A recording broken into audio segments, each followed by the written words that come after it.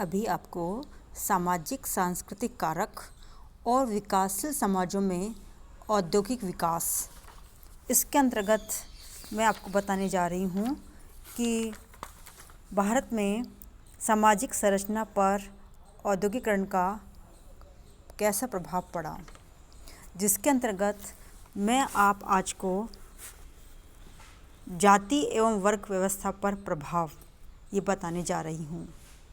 Impact on caste and class system. सामान्यतः सामाजिक व्यवस्था को बनाए रखने के लिए समाज के व्यक्तियों को विभिन्न वर्गों में विभाजित कर दिया जाता है तथा एक वर्ग एक विशेष प्रकार की क्रियाएं करता है।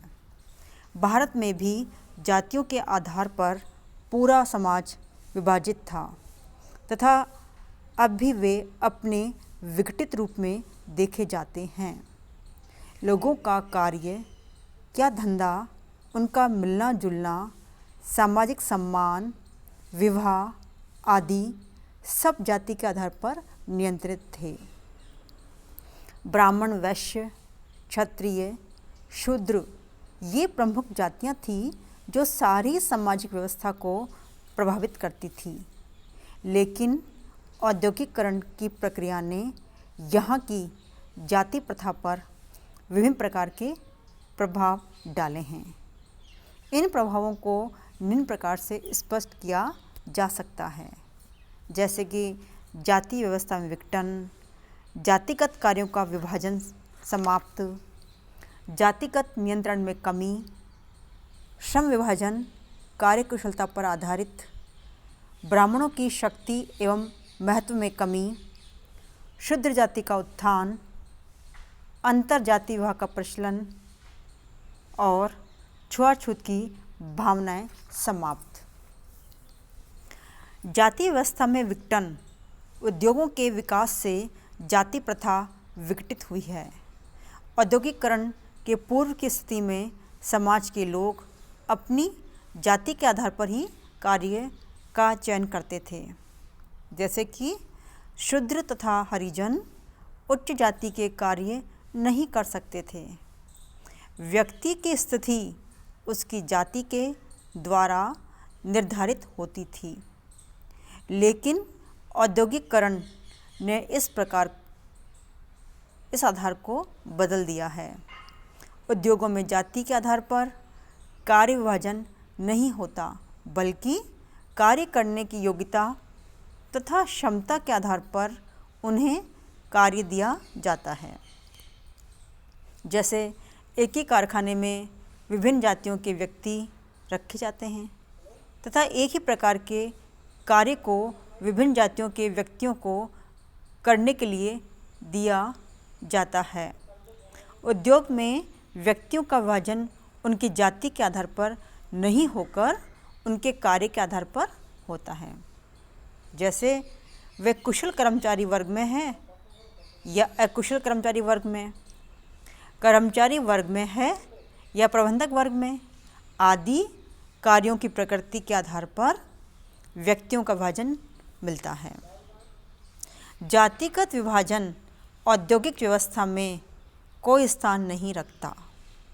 इसी प्रकार जातिगत कार्यों का विभाजन समाप्त।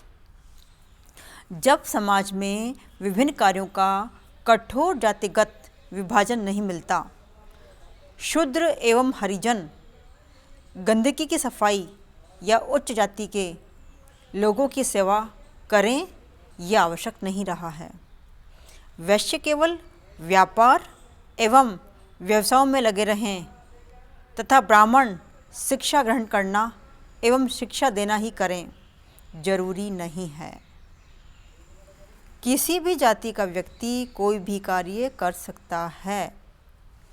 औद्योगिक उपक्रम में रोजगार देने के बारे में सबको समान अवसर दिए जाते हैं। जातिगत व्यवस्था में प्रत्येक जाति अपने व्यक्तियों को कार्य सिखाने एवं प्रशिक्षित करने का कार्य करती थी। लेकिन औद्योगिक व्यवस्था में प्रशिक्षण केंद्रों में प्रशिक्षण दिया जाता है, जहाँ किसी भी जाति का व्यक्ति कार्य सीख सकता है। कपड़े बुनने का कार्य जुलाहे, कपड़े धोने का कार्य धोबी, बाल बनाने का कार्य नाई करे, ऐसा नहीं है। उद्योगों ने कार्यों की संख्या में बहुत वृद्धि की है तथा समाज के व्यक्तियों को अपनी रुचि के अनुसार कार्य करने की सुविधा दी है। इसी प्रकार हम आगे देखते हैं कि जातिगत नियंत्रण में कमी आई है। उद्योगों में सभी जाति के व्यक्ति कार्य करते हैं, जिससे एक पृथक औद्योगिक समाज की रचना हो गई है। व्यक्ति बिना अपनी जाति का विचार किए हुए सहकर्मियों के साथ मिलता जुलता है। अब अपनी जाति के वर्ग में बंधे रहने की आवश्यकता नहीं है।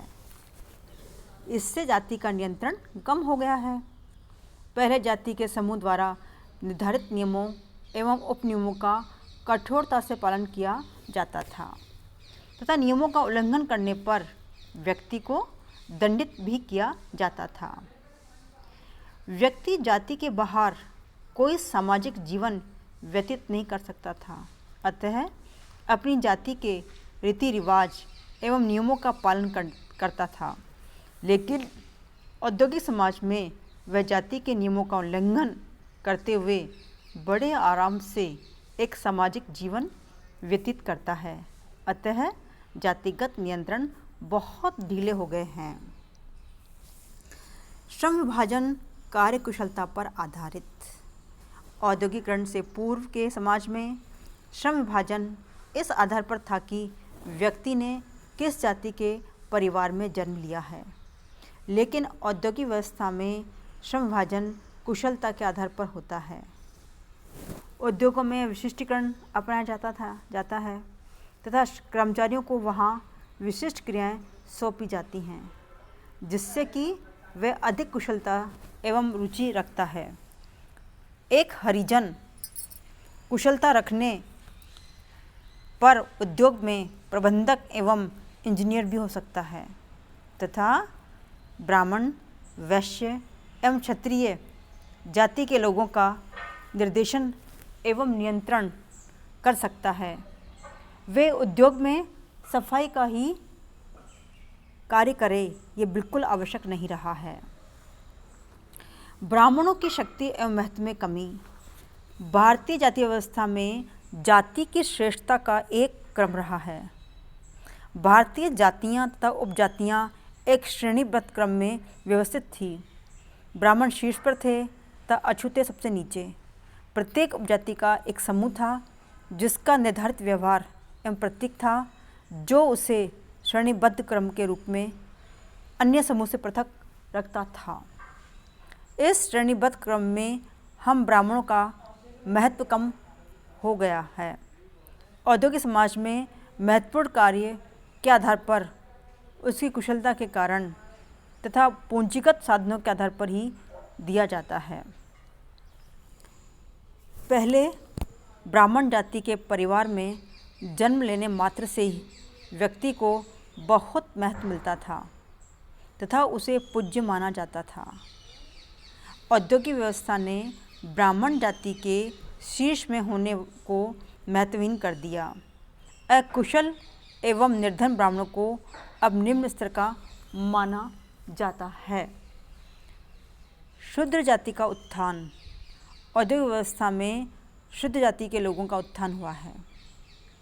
पहले लोग शूद्रों के साथ बैठना उठना, उनके साथ खाना पीना, उनके साथ रहना अच्छा नहीं मानते थे। शूद्रों की सामाजिक स्थिति बहुत ही गिरी हुई थी तथा उन्हें हीनता की दृष्टि से देखा जाता था। अब उद्योगों में बिना किसी भेदभाव के सबको कार्य मिलता है, सबको काम करने की समान दशाएं मिलती हैं, सबका एक ही कैंटीन तथा विश्राम कक्ष है। यदि उद्योग आवास व्यवस्था करता है तो वहाँ भी सभी को समान प्रकार के घर रहने के लिए दिए जाते हैं। क्लब तथा स्कूल में सभी जाति के कर्मचारी एवं बच्चे एक साथ खेलने पढ़ने की समान सुविधा रखते हैं। इन सबसे निम्न एवं शुद्ध जाति के लोगों का उत्थान हुआ है। अंतर जाति विवाह का प्रचलन। पहले एक जाति के व्यक्ति दूसरी जाति के साथ विवाह नहीं कर सकते थे। इसे अंतर जातीय शुद्धता माना जाता था। यदि ऐसा कभी हो भी जाता था तो व्यक्ति को समाज द्वारा दंडित किया जाता था।